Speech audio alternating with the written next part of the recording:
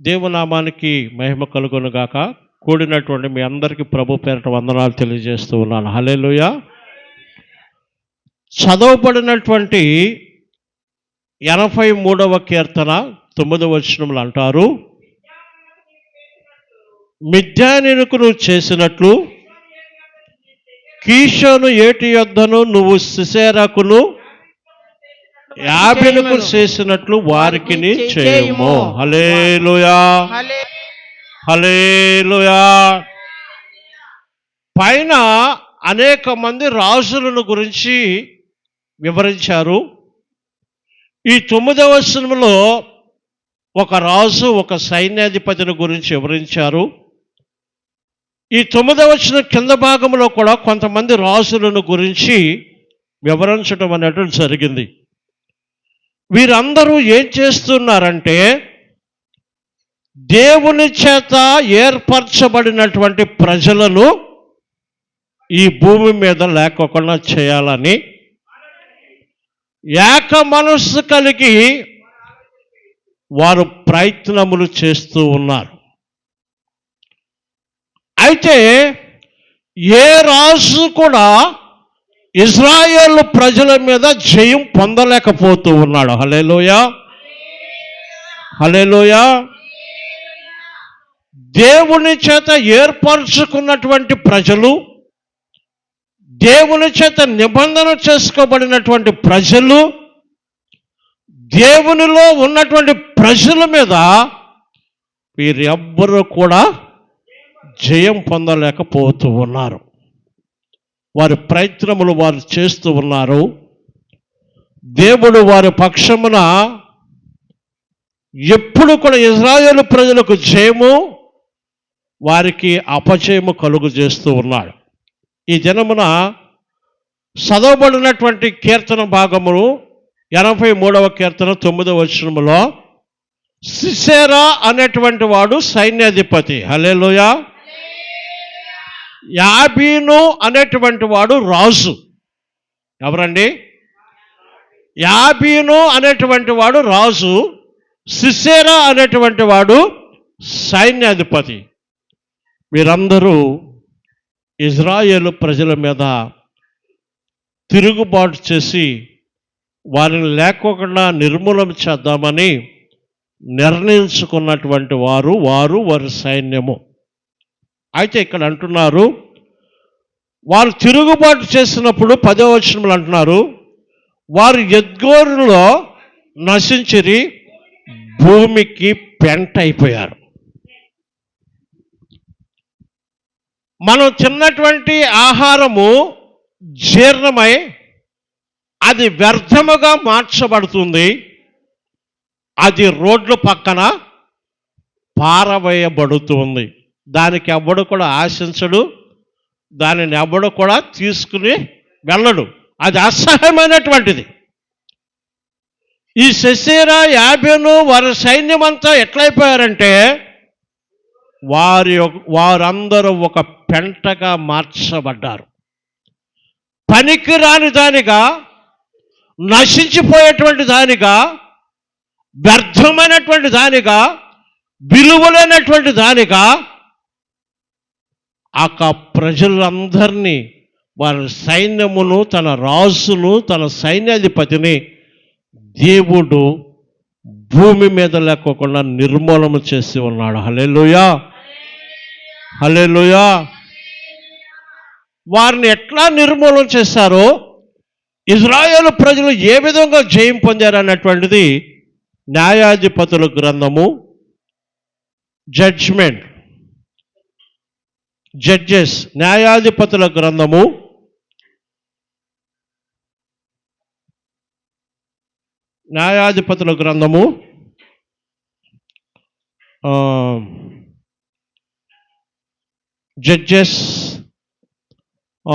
4వ అధ్యాయము 1వ వచనం చదువుదాం. న్యాయాధిపతుల గ్రంథము 4వ అధ్యాయం 1వ వచనం. ఏహూదు మరణమైన తర్వాత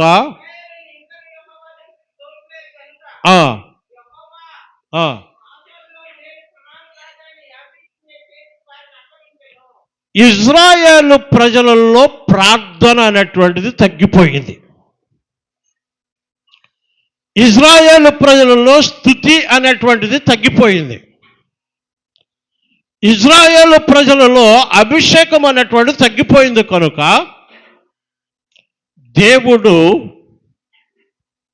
శత్రువుల చేతికి ఇజ్రాయేలు ప్రజలను అప్పగించాడు. ఎందుకంటే మళ్ళా ప్రజలందరూ కూడా సజీవము గల దేవుని వైపు తిరగాలని. హల్లెలూయా, హల్లెలూయా. ఇక్కడ యాబీను చేతికి అప్పగించి ఉన్నాడు. అతని సేనాధిపతి అతను సిసెరా.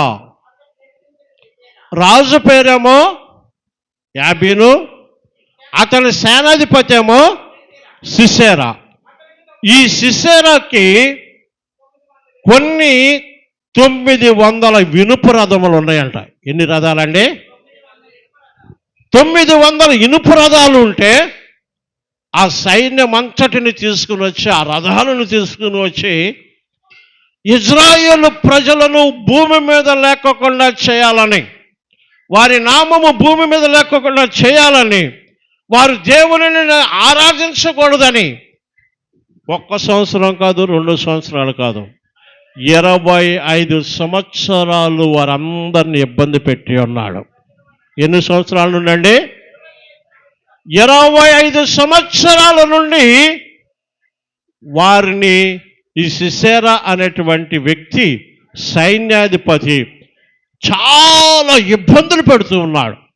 చాలా వేదనకు గురి చేస్తూ ఉన్నాడు. తినటానికి కూడా నెమ్మదితో తిన్నట్లుగా కాకపోవడం. అయితే వీరు అట్టి శ్రమను బట్టి మళ్ళా దేవునికి మొరపెడుతూ ఉన్నారు. హల్లెలూయా. నువ్వు ఎన్ని సంవత్సరాల నుండి విడుదల పొందలేకపోతున్నావు? నువ్వు ఎన్ని సంవత్సరాల నుండి శత్రు యొక్క పోరాటంలో నువ్వు చిక్కబడి ఉన్నావు? ఎన్ని సంవత్సరాల నుండి నీ మీద, నీ కుటుంబం మీద అపవాది చేత ప్రేరేపించబడిన వ్యక్తులు నీ కుటుంబానికి, నీకు వ్యతిరేకంగా క్రియ చేస్తూ ఉన్నారు. వారందరూ దేవునికి మొరపెట్టినట్లుగా నీవు కూడా దేవునికి మొరపెట్టినట్లయితే, నువ్వు ఏ బంధకము చేత పట్టబడి ఉన్నావో, ఏ శత్రువు చేత నీవు ఇబ్బంది పడుతున్నావో నాకు తెలియదు, కానీ ఈ నెలలో ప్రభు అంటూ ఉన్నాడు, ఆ 25 సంవత్సరాలు ఇజ్రాయేలు ప్రజలు ఇబ్బందులు పాలై ఏ విధముగా జయం పొంది ఉన్నారో, ఈ నెలలో నీ సమస్యలన్నిటికీ నేను జయమును అనుగ్రహించబోతున్నాను అంటున్నాడు. హల్లెలూయా, హల్లెలూయా, హల్లెలూయా. మనము దేవునిలోకి వచ్చిన కాడి నుండి పోరాటం చేస్తూనే ఉన్నాం. ఎవరి చేత? ఈ లోకము సంబంధమైనటువంటి అధిపతి అయినటువంటి అపవాది చేత. మన తుది శ్వాస వరకు కూడా మన ఆత్మస్థితిని కాపాడుకునే నిమిత్తం పోరాటం చేయవలసిందే. అంతిమ జయము మనదే. హల్లెలూయా, హల్లెలూయా. మన కుటుంబ ఆశీర్వాదాలకు ఆటంకంగా ఉన్నటువంటి క్రియల నుండి కూడా నువ్వు ఎన్ని సంవత్సరాల నుండి ఇబ్బంది పడుతున్నావు నాకు తెలియదు, కానీ నీ శారీరక బలహీనతను బట్టి నువ్వు ఎన్ని సంవత్సరాల నుండి నువ్వు వేదన చెందుతున్నావు నాకు తెలియదు, కానీ నీవు కూడా ప్రభువు మీద సంపూర్ణంగా ఆనుకుంటే, నీవు కూడా సంపూర్ణంగా ప్రభువుకి నీ హృదయంలో స్థానం ఇచ్చి, నీ పూర్ణ బలముతోను పూర్ణ శక్తితోను నువ్వు దేవుని మీద ఆధారపడి ఆరాధించినట్లయితే, ఈ నెలలోనే ప్రభువు మనందరికీ జయమును అనుగ్రహించబోతున్నాడు. హల్లెలూయా. సౌలు మొట్టమొదట రాజు అయ్యాడు. ఆయన తరువాత న్యాయాధిపతులను ఎన్నిక చేయటం జరిగింది. ఆ న్యాయాధిపతులలో ఒక న్యాయాధిపతి అయినటువంటి స్త్రీ దెబోరా. హల్లెలూయా. స్త్రీలను ఏమన్నారు? బలహీనమైన ఘట్టం అన్నారు. ఆ బలహీనమైనటువంటి ఘట్టమునకు మహిమ రావడం కోసమే ప్రభువు ఈ లోకానికి రక్షకుడుగా రావటానికి స్త్రీనే ఎన్నిక చేసుకోవటం అనేది జరిగింది. హల్లెలూయా. పరిశుద్ధ గ్రంథాన్ని చదువుతూ ఉన్నప్పుడు స్త్రీలు ఎంతో బలము కలిగినటువంటి వారు. స్త్రీలు ఎన్నో సంఘాలను కట్టి ఉన్నారు. స్త్రీలు సేవ నిమిత్తము ఎంతో త్యాగం చేసి ఉన్నారు. స్త్రీలు ఎంతో ధైర్యం కలిగి ముందుకెళ్ళినటువంటి వారు కూడా చాలామంది ఉన్నారు. హల్లెలూయా. ఇప్పుడు దెబోరా ఒక న్యాయాధిపతిగా ఉంటుంది. ఆమె కింద ఒక అతను సైన్యాధిపతి ఉన్నాడు. అతని పేరేంటంట? సిసెరానా. యాబీను రాజు, సిసెరా వాళ్ళొక గ్రూప్ అండి. ఇప్పుడు దెబోరాకు సంబంధించినటువంటి వారు వీరందరూ ఒక గ్రూప్. దెబోరా అంది, బారాకు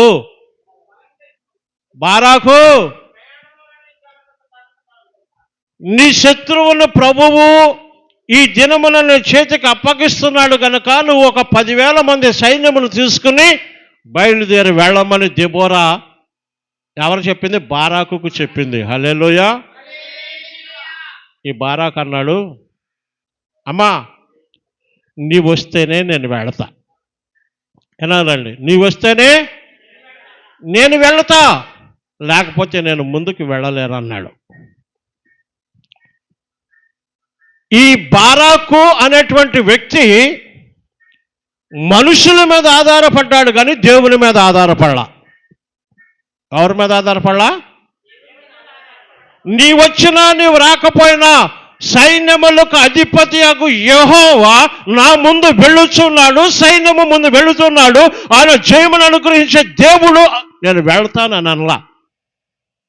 ఏమన్నాడు? నువ్వు రాకపోతే నేను వెళ్ళను అన్నాడు.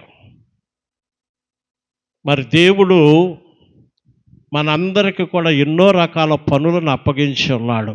హల్లెలూయా.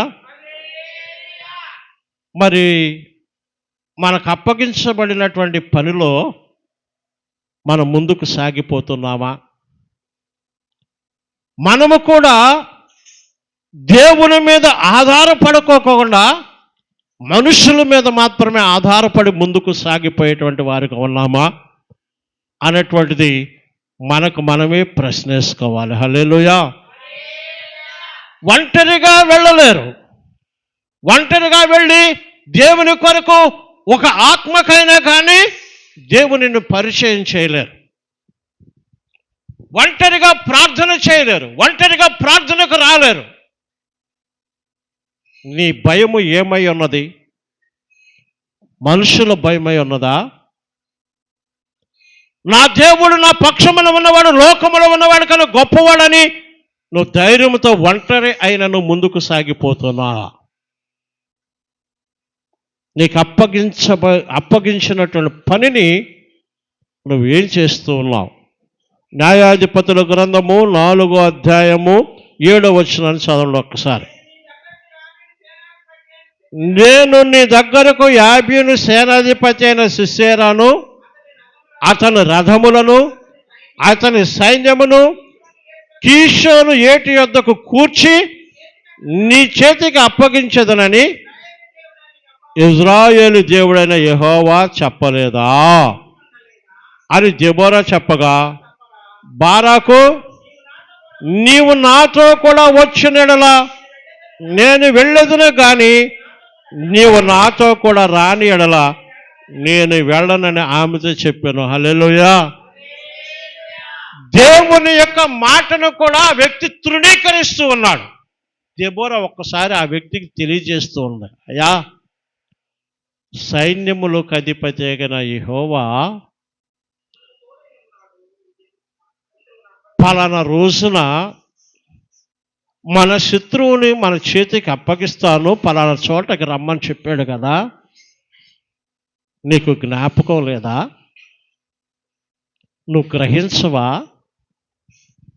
అని ఆ బారాకుతో చెప్పినా కానీ అతని యొక్క మనోనేత్రములు తెరవబడలా. నువ్వు వస్తేనే నేను వెళతా, నీవు వస్తేనే నేను వెళతా, లేకపోతే నేను వెళ్ళలేను అన్నట్లుగా ఆ వ్యక్తి దేవుని మీద ఆధారపడలేదు, కానీ మనుషుల మీద మాత్రమే ఆధారపడ్డాడు. మరి నీ స్థితి ఏంటి? నీవు కూడా మనుషుల మీద ఆధారపడుతున్నావా? దేవుని మీద ఆధారపడలేదా?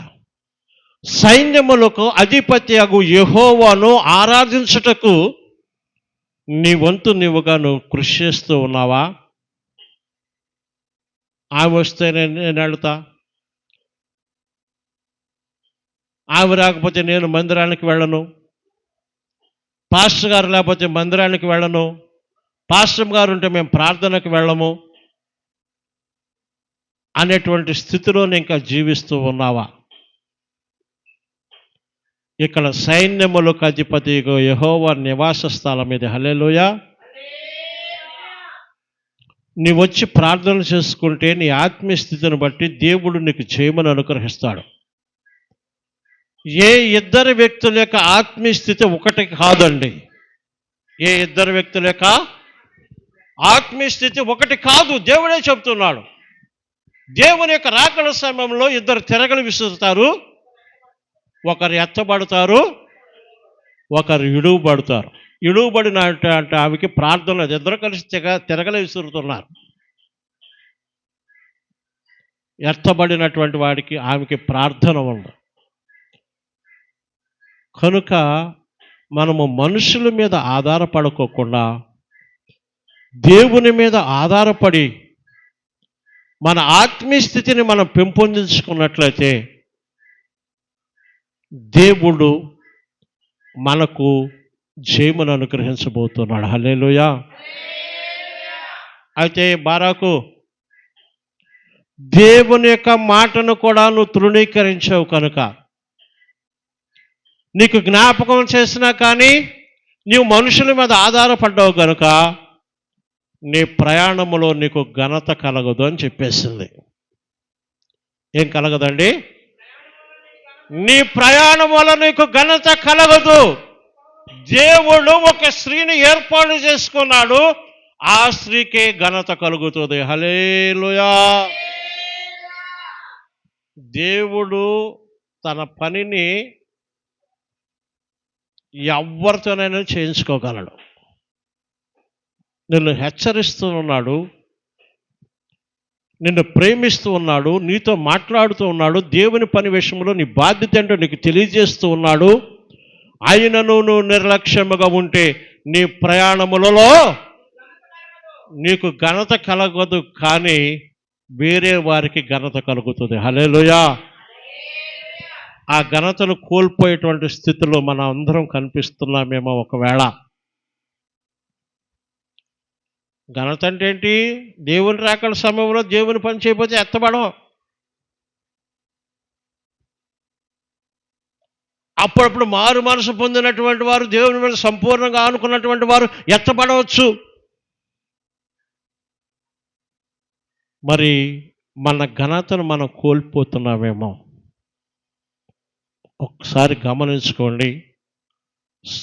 అంటే వివరించడానికి, వివరిస్తాను కానీ చదివించడానికి సమయం లేదు కనుక నేను అలా చెప్పుకుంటూ వెళ్ళిపోతున్నాను. అయితే యుద్ధం ప్రారంభమైంది,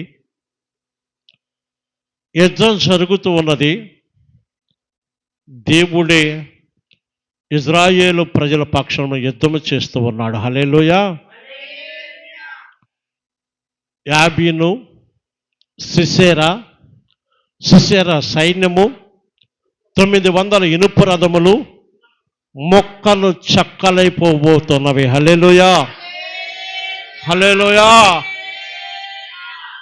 అది గమనించినటువంటి సిసెరా ఆ యుద్ధం యొక్క స్థలములో నుండి ప్రాణము రక్షించుకుని నిమిత్తము తమ రథమును దిగి పారిపోతూ ఉన్నాడు, ప్రాణాన్ని అరచేతిలో పెట్టుకొని. హల్లెలూయా.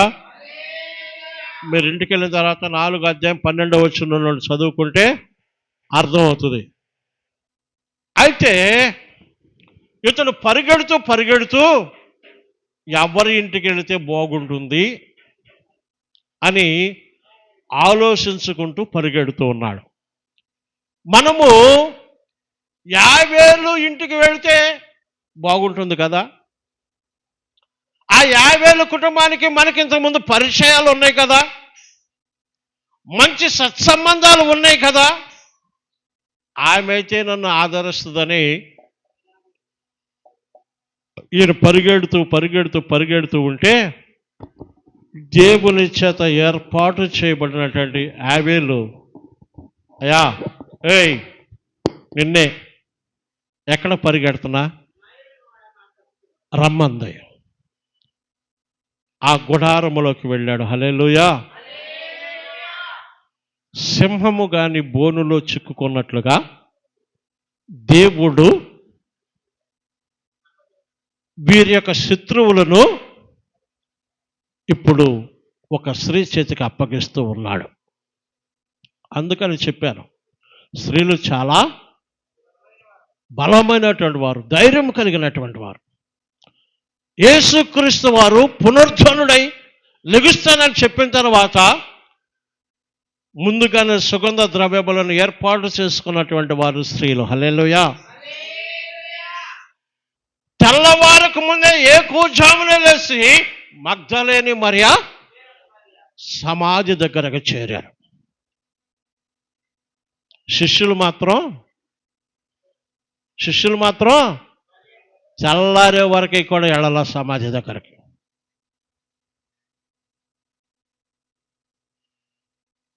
ఇక్కడ యాబేలు అనేటువంటి స్త్రీ కూడా ధైర్యము కలిగినటువంటి స్త్రీ. పరిగెడుతూ ఆ గుడారంలోకి పారిపోయాను. 17వ వచనం చదవండి. న్యాయాధిపతుల గ్రంథము 4వ అధ్యాయం 17వ వచనం.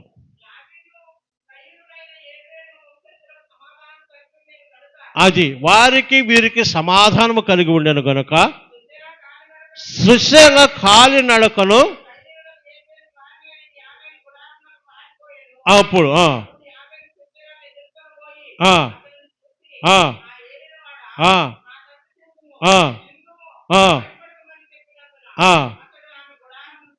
ఎక్కడికి పారిపోతావయ్యా? 25 సంవత్సరాలు ఇజ్రాయేలు ప్రజలకు కంటి మీద కొనుక్కు లేకుండా చేశావు. వాళ్ళు ఏడవని రోజు లేదు, వాళ్ళు దుఃఖించినటువంటి రోజు లేదు.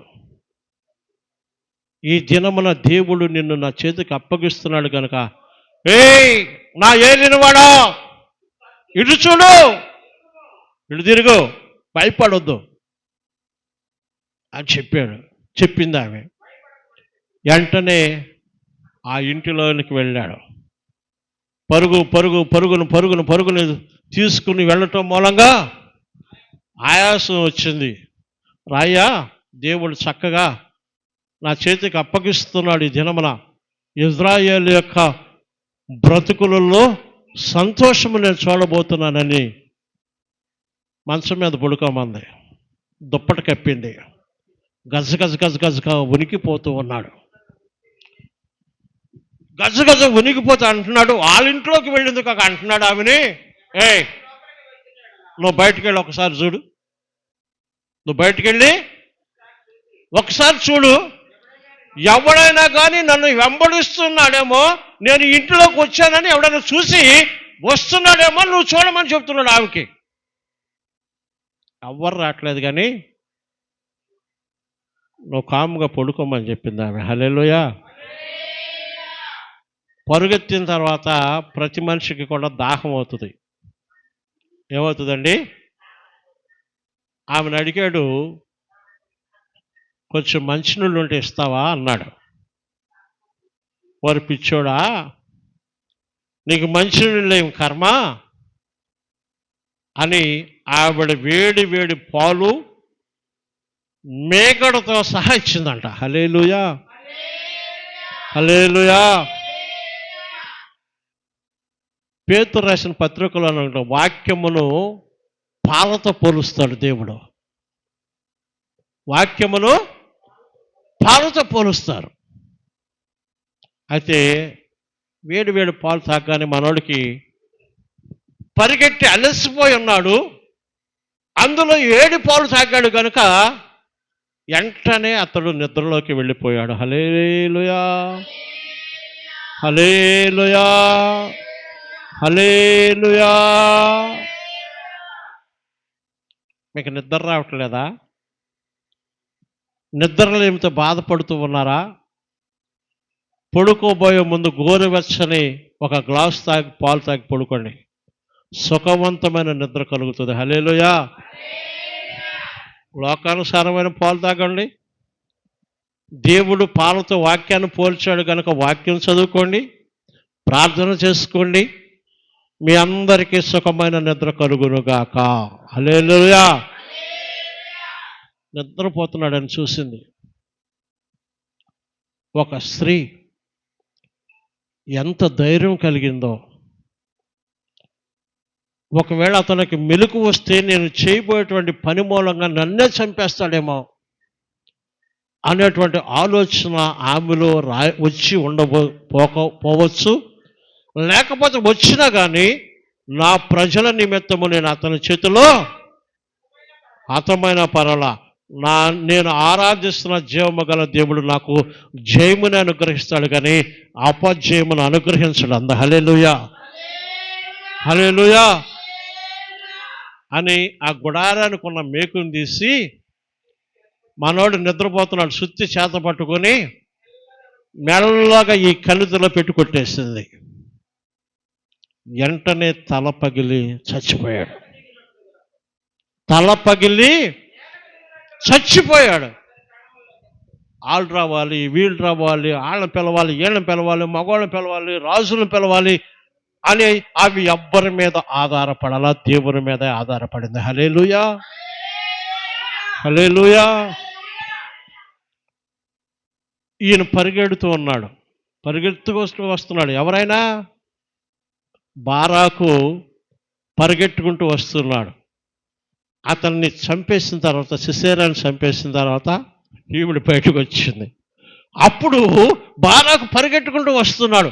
ఏ బారాకు, నీ శత్రువుని నీకు చూపిస్తారా లోపలికి ఒక్కసారి అని అతను పిలిచింది. పిలిచేటప్పటికి తానున్నటువంటి డేరా అంతా రక్తమే. ఆ సిస్సేర తల పగిలి చచ్చిపోయాడు. ఆ సిస్సేర యొక్క కణితిలో గుడారపు యొక్క మేకు ఉన్నది. హల్లెలూయా. అప్పుడు ఆలోచించుకున్నాడు, దేవుని దగ్గర పశ్చాత్తపడి ఉండవచ్చు. నా ప్రయాణము మూలంగా, నేను మనుషుల మీద ఆధారపడటం మూలంగా నాకు రావలసినటువంటి ఘనతను వేరే వారికి అప్పగించే ప్రభు అని క్షమాపణ పడి ఉండవచ్చు. నీ పరిస్థితి ఏంటి? దేవుడు అప్పగించినటువంటి దానిని విడిచిపెడుతున్నావా? నీకు రావలసిన ఘనతను నువ్వు కోల్పోతున్నావా? ఆ ఘనతను ప్రభు వేరే వారికి ఇవ్వక ముందే నిన్ను నువ్వు జాగ్రత్త పడమని హెచ్చరిస్తూ ఉన్నాడు. హల్లెలూయా. ఆ చదువు 4వ అధ్యాయము చివరి వచనములు 20 ఈ దినమున దేవుడు ఇజ్రాయేలు కానాను 22 చదవండి. అతడు చచ్చెను, బారాకు సిసేరాను తరుముచుండగా 50 అతను ఎదుర్కొని వచ్చి, రెమ్ము, నీ వెదుగొచ్చున్న మనుషుని నీకు చూపించదనగా అతడు వచ్చినప్పుడు సిసేరా చచ్చి పడి ఉండెను, ఆ మేకు అతని కణితిలో నుండెను. హల్లెలూయా, హల్లెలూయా.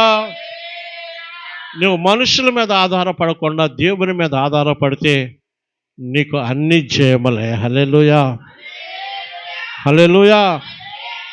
ఇది అయిపోయిన తర్వాత దెబెరా న్యాయాధిపతి అయిన దెబెరాను స్త్రీలను అనేక మంది దేవునిని స్తుతిస్తూ మహిమపరుస్తూ దేవునికి ఒక కీర్తన రాశారు. అదే 5వ అధ్యాయం. 5వ అధ్యాయం 20వ వచనం చదువుదాం. 5వ అధ్యాయం 20వ వచనం.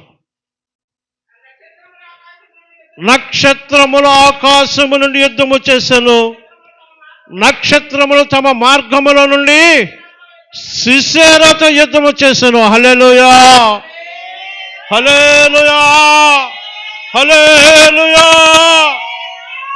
ఎవరు యుద్ధం చేశారు?